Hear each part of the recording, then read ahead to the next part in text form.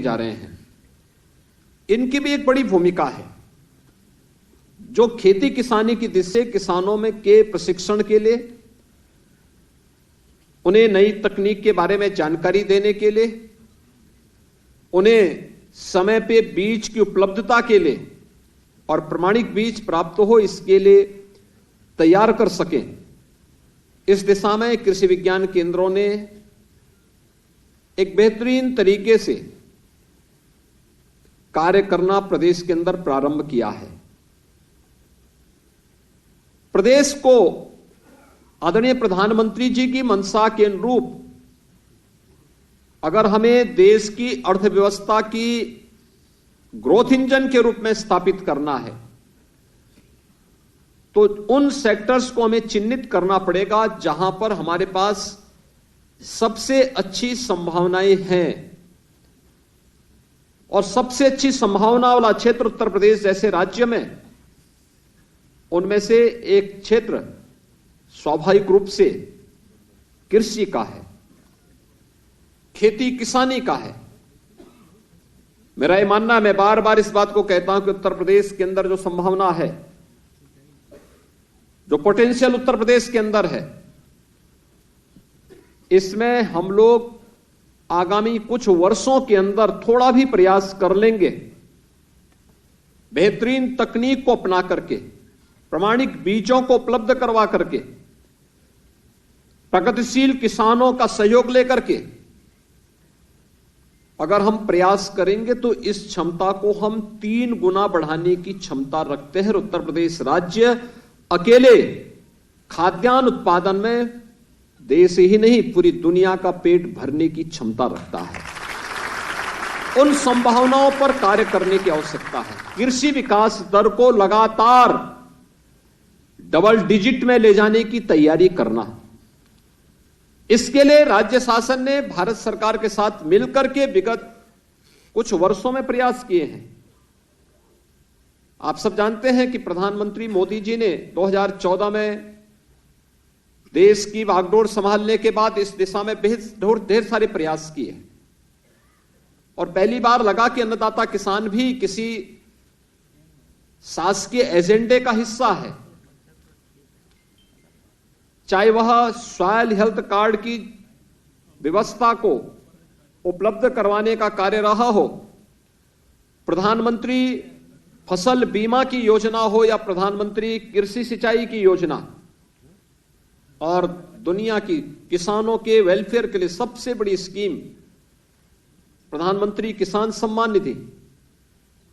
उत्तर प्रदेश जैसे राज्य में 2,54,00,000 से अधिक किसान इस व्यवस्था से लाभान्वित हो रहे हैं, जिन्हें हर वर्ष 6,000 रुपए उनके खाते में भारत सरकार के माध्यम से सीधे भेजने की व्यवस्था की जा रही है।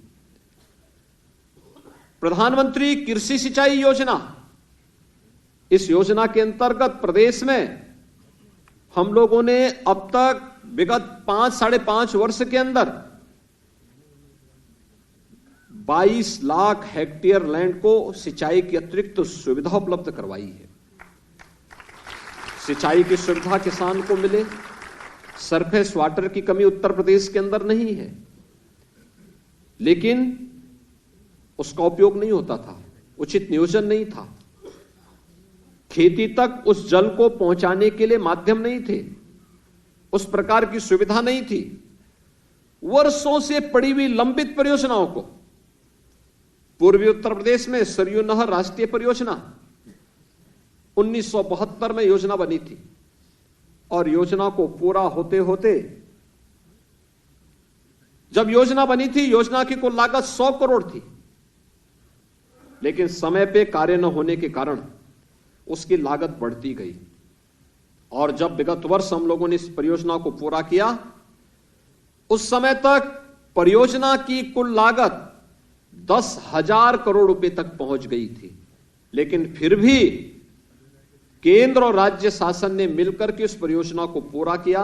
आज 14 लाख हेक्टेयर लैंड को वहां पर अतिरिक्त सिंचाई की सुविधा उपलब्ध हुई है। ऐसे ही बुंदेलखंड में अर्जुन सहायक या बाण सागर परियोजना बिंदु क्षेत्र में पश्चिम में मध्य गंगा नहर परियोजना, ये जैसी तमाम परियोजनाएं थी जो दशकों से लंबित पड़ी हुई थी, जहां इन परियोजनाओं को समयबद्ध ढंग से आगे बढ़ाने का काम किया गया, वहीं साथ ही साथ यह भी प्रयास किया गया कि हम आधुनिक तकनीक के साथ साथ अपने अन्नदाता किसान को और भी अच्छे ढंग से आगे बढ़ा सकें। आपने देखा होगा अब पद्म पुरस्कार जब प्राप्त होते हैं तो इसमें हमारे प्रगतिशील किसान भी स्थान प्राप्त करते हैं। उत्तर प्रदेश का कोई ना कोई प्रगतिशील किसान कभी बाराबंकी से, कभी वाराणसी से, कभी बुलंदशहर से, कभी सहारनपुर से, कोई ना कोई किसान विगत 8 वर्ष के अंदर इस व्यवस्था का हिस्सा बना है और पद्म पुरस्कार से सम्मानित हुआ है। अगर हम देखेंगे उन प्रगतिशील किसानों के कार्यों को, आप देखेंगे कि वास्तव में कितना पोटेंशियल है। उन लोगों ने अपनी मेहनत से, अपने प्रयास से कुछ बेहतरीन करके दिखाया है और उन वे सभी बेहतरीन जो दिखती हैं वो उन ढेर सारी संभावनाओं को प्रदेश के अंदर बताती हैं कि इस दिशा में हम भी प्रयास कर सकते हैं। अब जैसे प्रदेश के अंदर वर्तमान में हम लोगों ने, किसान अक्सर इस बारे में चर्चा करते थे कि बिजली के बिल हमारे आ रहे हैं। 2017 के पहले तो बिजली ही नहीं मिलती थी, लेकिन 2017 के बाद जब बिजली देनी प्रारंभ भी हुई, जब उसमें शिकायत हुई, तो विगत वर्ष सरकार ने भी निर्णय लिया। हम लोगों ने बिजली के खासतौर पर निजी जो किसानों ने ट्यूबवेल के कनेक्शन लिए थे, उसमें सरकार ने कुछ सब्सिडी दी और अब हम लोग सोलर पंप लगा करके, सोलर पैनल दे करके किसान को मुफ्त में बिजली उपलब्ध करवाने की उस व्यवस्था के साथ जोड़ रहे हैं। और अन्नदाता किसान चाहेंगे तो इसके माध्यम से भी वह अपनी इनकम को बढ़ाने का कार्य कर सकते हैं, क्योंकि अब राज्य शासन ने अपनी पॉलिसी के अंतर्गत नेट बिलिंग और नेट मीटरिंग की कार्रवाई को आगे बढ़ा दिया है, एक पॉलिसी को स्वीकार कर लिया है। इसका लाभ हमारा अन्नदाता किसान भी पीएम कुसुम योजना के अंतर्गत ले सकता है और 30,000 किसानों को इस बार सोलर पैनल उपलब्ध करवाने की व्यवस्था के साथ डबल इंजन की सरकार वर्तमान में कार्य कर रही है। लेकिन उसमें ये सभी योजनाओं का लाभ वास्तव में किसान को मिले और हर बार एक ही किसान को और एक ही गांव में नहीं, अलग अलग जगह पूरे प्रदेश के अंदर सभी लोगों को मिले, पात्रता के हिसाब से मिले, इसमें एक बड़ी भूमिका आपकी हो सकती है। दूसरा, उन्हें तकनीक उपलब्ध कराने में आपकी बड़ी भूमिका हो सकती है। तीसरा, हमें समय के अनुरूप चलना होगा। आपने देखा होगा कोरोना जैसी महामारी का सामना पूरी दुनिया ने किया। कोविड प्रबंधन भारत का सबसे बेहतरीन था। एक सेक्टर ऐसा था जो कोरोना के समय में ही जिसकी प्रोडक्टिविटी पर कोई असर नहीं पड़ा, वह कृषि का क्षेत्र था।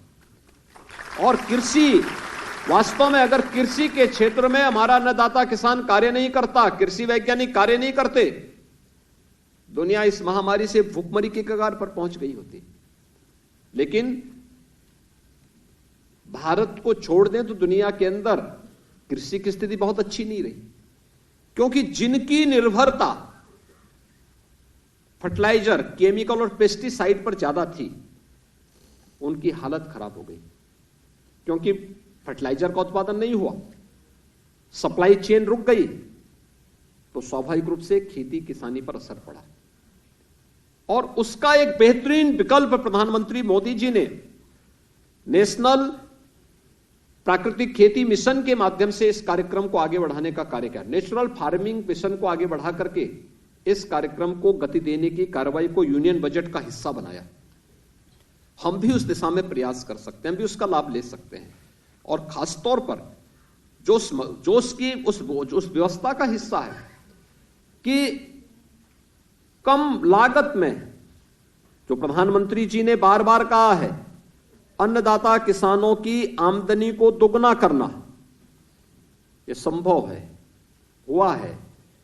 लागत का 1.5 गुना अगर किसान को एमएसपी मिलने लग गई है, तो आप ये मान करके चल सकते हैं कि यह संभव है, हम उसकी फर्टिलाइजर, केमिकल और पेस्टिसाइड की लागत को कम कर दें। अगर आप केमिकल, फर्टिलाइजर और पेस्टिसाइड का उपयोग करते हैं तो इससे जो लागत पर एकड़ पड़ती है, अगर नेचुरल फार्मिंग से जीवामृत और घनामृत आदि का उपयोग करते हुए आप इसका उपयोग, इस खेती को करेंगे तो पैदावार में भी बेहतरीन होगा, लेकिन साथ साथ लागत भी कम आएगी और काफी कम लागत उसमें पर एकड़ 12 से 14,000 रुपये की बचत किसान को अब तक देखने को मिला है, जहां पर जिन प्रगतिशील किसानों ने इस दिशा में प्रयास किया। और इसलिए नेशनल जो मिशन भारत सरकार ने इस कार्यक्रम के तहत आगे बढ़ाया है, नेचुरल फार्मिंग के अभियान को आगे बढ़ाने के लिए लिया है, इसमें राज्य सरकार ने भी अपने गंगा के तटवर्ती 27 जनपदों को इसके लिए चयन किया है।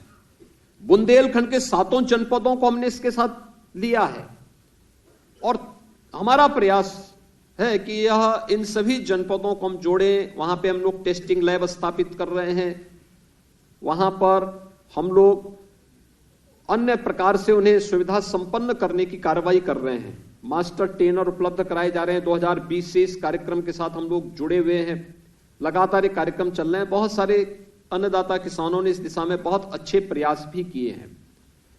हमें भी समय के अनुरूप अपने आप को तैयार करना होगा, लोगों को बताना पड़ेगा। आज इसकी डिमांड है। ग्लोबल वार्मिंग के इस चैलेंज का सामना करने के लिए हम भी इस दिशा में अच्छा प्रयास कर सकते हैं और उस प्रयास के क्रम में मुझे लगता है कि यह जो प्राविधिक सहायक ग्रुप ए के आज 431 पदों का यहां पर नियुक्ति पत्र वितरण की कार्रवाई हो रही है। मेरी आप सबसे अपील करनी, मैं आप सबसे अपील करूंगा, आपने देखा होगा कि आपकी जो परीक्षा हुई है उत्तर प्रदेश लोक सेवा आयोग ने की। उत्तर प्रदेश लोक सेवा आयोग आज से 5 साल पहले एक बदनाम केंद्र बन गया था। उसके नाम से ही लोग और युवा, उसके मन में एक चिढ़ पैदा होती थी। लोगों को यह लगता था कि ये कहीं ना कहीं यह धोखा कर रहे हैं प्रदेश के युवाओं के साथ। और उस समय जो स्थिति पैदा होती थी वह स्थिति हम सब के लिए चिंताजनक स्थिति पैदा करती थी। प्रदेश का युवा आंदोलन था। आज 6-7 साल पहले की स्थिति क्या थी? सीबीआई की इंक्वायरी करानी पड़ी थी, ढेर सारी चीजें सामने आई थी।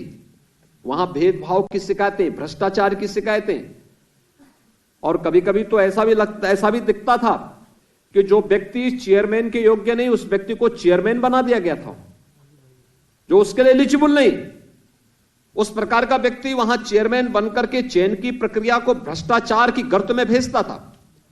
लेकिन पिछले 5-5.5 वर्ष के अंदर आपने देखा होगा चयन की प्रक्रिया में बिना भेदभाव की पूरी ईमानदारी और पूरी पारदर्शिता के साथ ये चयन की पूरी प्रक्रिया हुई। और चयन की प्रक्रिया को संपन्न करने के बाद नियुक्ति की प्रक्रिया वेरिफिकेशन के बाद आज संपन्न भी हो रही है। ये नियुक्ति की प्रक्रिया के साथ आप सब जुड़ रहे हैं। अगर आपको चयन की पूरी प्रक्रिया में पूरी ईमानदारी और पारदर्शिता मिली, नियुक्ति पत्र में आपको उसी एनआईसी के पोर्टल का उपयोग करते हुए पूरी ईमानदारी के साथ नियुक्ति पत्र भी वितरित किए जा रहे हैं, और आपके फिर नियुक्ति के लिए आपको उन क्षेत्रों में जहां पे आपको अपने क्षेत्र में कार्य करना है वहां पर उसी पारदर्शी तरीके से कार्यक्रम को आगे बढ़ाया जा रहा है। शासन भी आपसे अपेक्षा करता हो कि आप उसी ईमानदारी और पारदर्शी तरीके से प्रदेश के विकास में अपना योगदान दे करके प्रदेश के कृषि क्षेत्र में विकास की रफ्तार को डबल डिजिट में पहुंचाने में अपना योगदान दें। एक ये कार्य आप